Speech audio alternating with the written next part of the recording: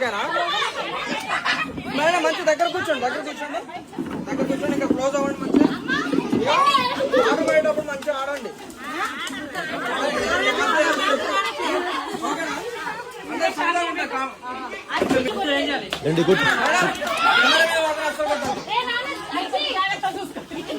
Suresh bucket తీసుకోండి.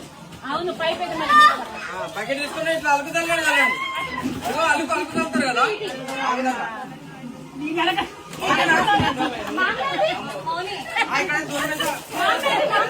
అరే అటు కాదు, ఇటు నుంచి కొట్టు. ఇటు నుంచొని ఇటు కొడతారు. నేను కొడతా మేడం.